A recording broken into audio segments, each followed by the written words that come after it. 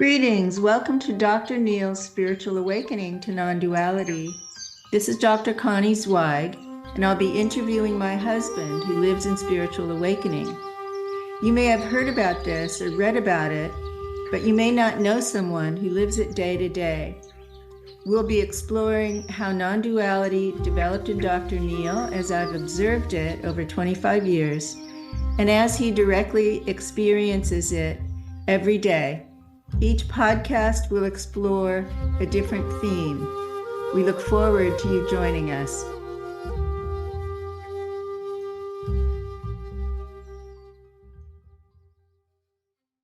Hi, welcome back to the podcast. Today we're going to take on the subject of past lives. Dr. Neil can recall a number of them. And, this is a kind of a popular discussion. But what is the value of it?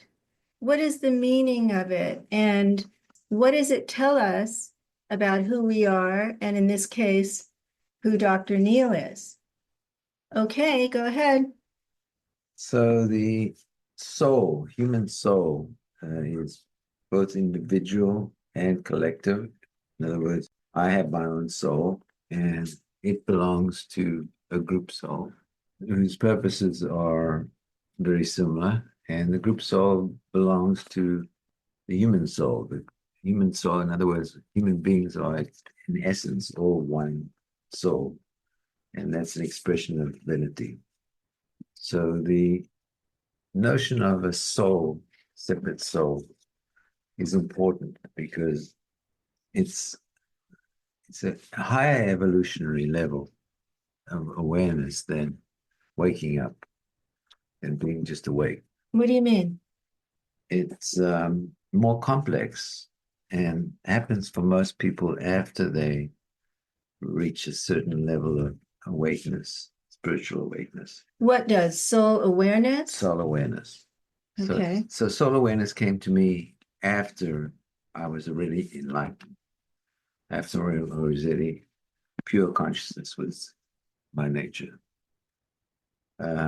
And soul awareness is important because the soul is immortal.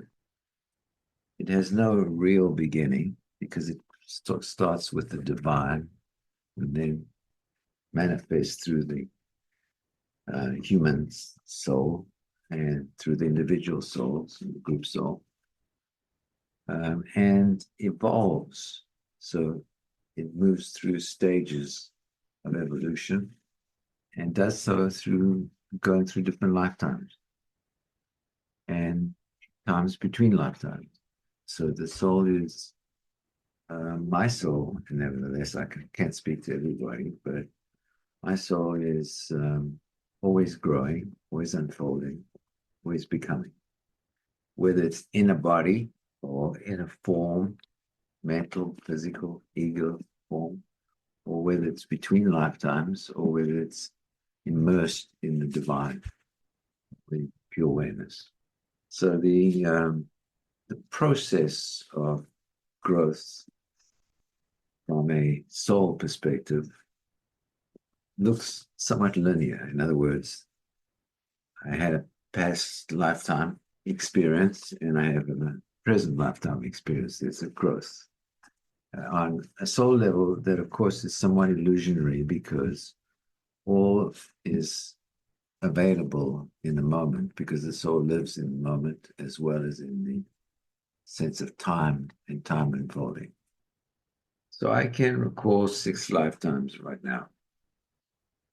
The earliest one was in Lemuria, which is a mystery for our culture because it doesn't exist in the world we're in. Some people believe it sank beneath the ocean, but my experience is that Lemuria was an astral planet, not a physical planet. Oh, that's why it was never found. That's why it was never found. And so I came through the different levels of consciousness from the divine to the human, to the group soul, to the personal, and landed in a body, in astral body, Lemuria. Astral body means the astral plane, which is the more subtle plane, the physical plane. And there was some calamities in that because we were using magic. It was pretty self-destructive as a experiential level. But that was the first plane that human beings were incarnated into. Oh, You know, there were no humans in bodies. There were just humans in astral bodies in Yeah. Lemuria. Correct. But that was the first level for human being incarnating. For the species. We didn't incarnate until then. You know, and we made a pretty messy job of it, much like what we're doing in this lifetime. Pretty messy. So as the human soul, let's call it an individual, we all left that plane, went back to the source, and incarnated through the different layers and levels of awareness. Celestial level, we have a celestial body, a physical body, all the way in through the astral level, through into the physical body. And that is really our second cycle of lifetimes, which we're in now. So now we're on a physical planet, not a astral planet. And the first lifetime I remember from this one was in Egypt. You mean after Lemuria? After Lemuria.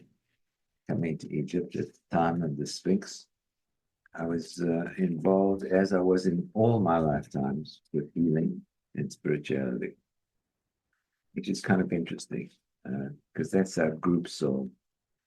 And that's my aspect is always connected with the group soul's purpose of healing and development of this spirituality.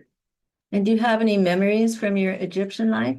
Yeah, I remember being initiated in a temple. It's part of a spiritual community.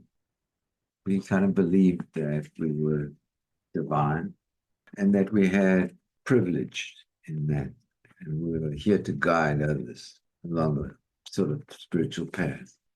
So you were the guides in some kind of a hierarchy. Yeah, and the initiation process was pretty structured and pretty developed. I'll never forget a book I read called Initiation by Elizabeth H. I don't know why I remember that, but it was about the Egyptian initiation process. Yes, that was a later period where there was already pyramids and people were initiated in the pyramids themselves. Oh, so you were there earlier? I was there earlier. Okay. And the next lifetime was an interesting one. I was in ancient Greece, also a male, also involved in healing with color and light and sound. And in fact, I met somebody recently, a doctor, who's working with color and sound and light, and who I was actually connected with in that lifetime when we worked together as healers. Yeah, it was kind of mind-blowing that you both remembered the past connection. And we both remembered it, and sort of was magical that this lifetime and that lifetime connected with each other. And it bonded you. Bonded us. And the next lifetime was in China. I was also a healer, but this is a different kind of healer. This is an energetic healer. So I would move energy in people's bodies and minds.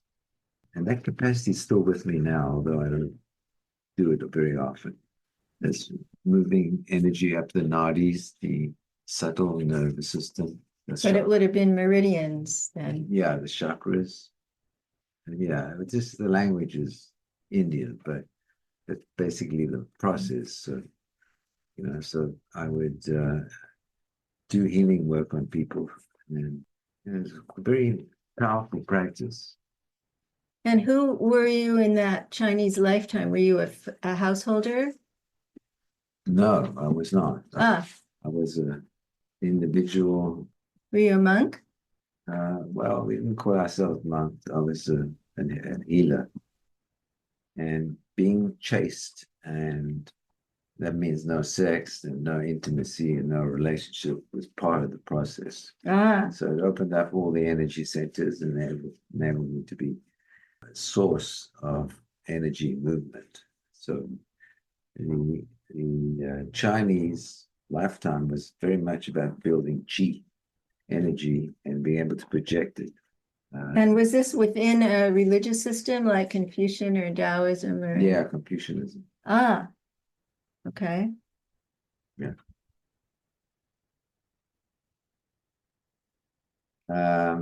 Next lifetime after that I remember was in France. And that's an interesting one because I remember being with Connie. She wasn't Connie then, and she was a woman as well. And we were not directly related. We were cousins, but we lived in the same place and we went to the same community, Catholic community. I was a priest, Catholic priest, and she was a nun. And that lifetime was about devotion. Once again, no family system, individual relationship with God, with the divine. And my development there was powerful. I mean, I managed to reach to the heart level. And that was a very important lifetime because compassion, caring, empathy grew enormously in that lifetime. Were you in a monastery? I was not in the monastery. I was an active monk, priest. I was in the community and I was taking care of people and helping people with healing and service. There was a lot of conflict going on at the time. There was a lot of wars. So there was healing was an important role in caring for the ill and the wounded was important. And then the next lifetime was the Indian one, which I've spoken about before. I was in India. I was a Brahmin priest in a Shiva temple. I was married, 2 wives, bunch of kids. And I did intense spiritual practice where I moved my consciousness to one with the divine, with Brahman. And when I left my body around about 60 years old, I went straight to Brahma Loka, to the divine, blissful place. So this was a Vedic tradition. It was Vedanta or Kashmiri Shaivism or something. And this was in southern India, right? This was in southern India. Do you remember what lineage it was? It was a Shiva temple. Uh-huh. So I was the priest, or one of the priests in the temple. And it was a very important lifetime because it was the first time I woke up to my spiritual consciousness, to my being, pure awareness, being complete. Unfortunately, I skipped out a lot of the human development because I was on an intense path trying to reach real consciousness. And so when I got to Brahmaloka, which I mentioned before, but I can mention again, I was in bliss for a period of time and then became bored. This is actually wonderful, but if it's a flat, pure, blissful, it's not that exciting. After a while, one wants to grow. And I didn't have the vehicles to grow because I had moved from the third chakra, from the mind, from ego, directly to the 7th, to being and pure awareness. So the holy longing for evolution arose again. Yes, the awareness that there's more, and that I did not have the vehicle for more. I needed to come back into this lifetime. So I looked about and found my mother. She had a particularly driven energy, and that was very good because that was neurotic and that was pushing me to grow. And it's been very successful in this lifetime because it actually sent me to psychology and learning about growth in those terms. So do you see any common themes in these 6 lifetimes? Yes, I was male in all of them. I was a healer in all of them. I was spiritually oriented in all of them. They were all part of the same soul group, which is involved in spiritual growth and healing. And they were contributed towards that. not just my personal growth, but contribute towards the sole purpose of the group. And we all belong to one group or another. Did you say this is a group of bodhisattvas That would be a good description. Yeah. in service? It's in service and it's about healing. So all of these lifetimes you were in service to others or to humanity. Correct. Okay.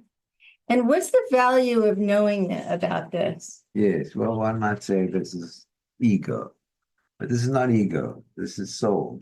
So the soul remembers and takes in the full lifetime when one dies. So the soul, eventually, the soul will incorporate the full experience of the lifetime in itself. So the soul has memory and awareness of each lifetime and the continuity of the process. And it's capable of being very physical and very spiritual, very enlightened, and in some ways integrates both of those. What's the value? The value is identity. Who am I? The value is why we're here. The value is our connection with everything, a connection with all human beings, with everything else. And so would you address identity and meaning or purpose in the context of past lives and reincarnation? Well, identity, we start off being very basic, caveman basic, on a physical level. That's survival, kill or be killed, eat or be eaten. What's important is the immediate identity with your body, with your spouse, with your children, and that's about it. So, you're at war with everything. But what does this have to do with past lives? Oh, well, the soul is present through all eternity, through all lives.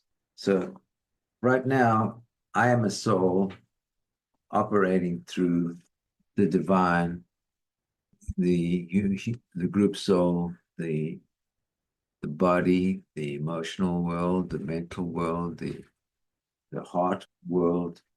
What is the this? Ego. Okay. The ego. So right now, I was born as a soul. So now my awareness is I can remember coming into my mother's body. I can remember going through the birth process. I can remember early childhood where there's no ego, where there's soul awareness for the first few years. I can remember the development of an ego. I can remember the development of teenage part of myself. And I can remember all of the story of life through that process. And I can actually have a sense of what will happen when the physical body dies. And when I move back into soul awareness, and what that means. And the development of soul is key because where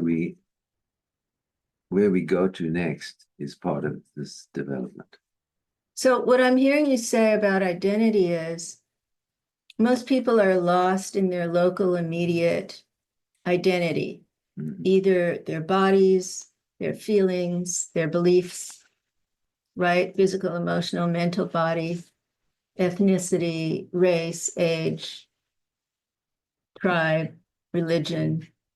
And what this kind of experience that you're describing offers is that those immediate local one lifetime identities are very partial and limited and passing.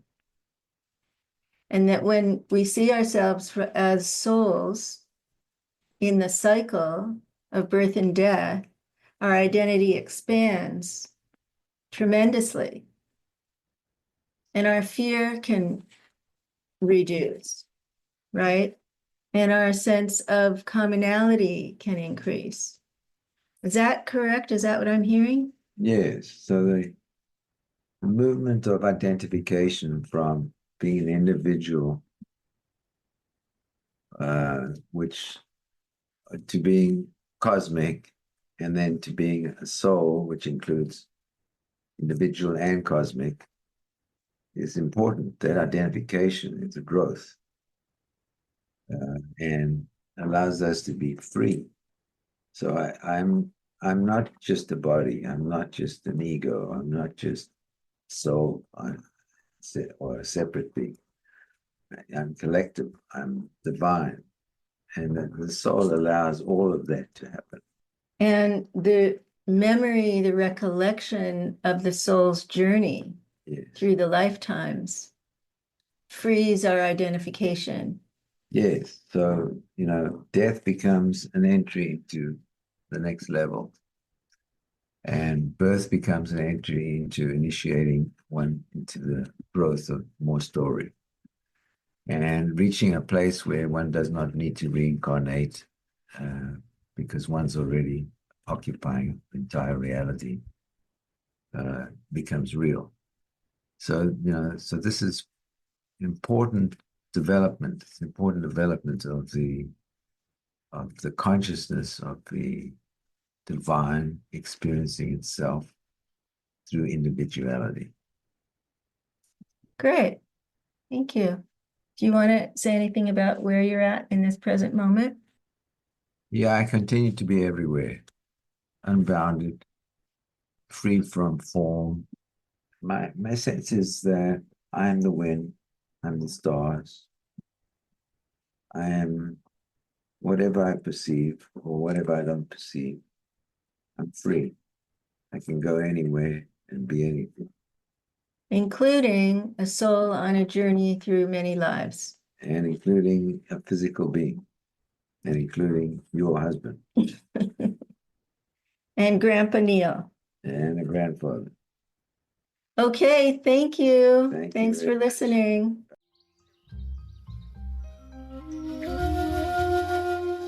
Thanks for tuning in today. If you found our discussion insightful, there's a good chance your friends will too. And we'd love it if you could take a moment to share this episode with a friend who you believe would appreciate it. Help us spread the word and reach more people. And follow us on any platform. Turn on your episode notifications so you never miss new content. Thanks for being part of our podcasting journey.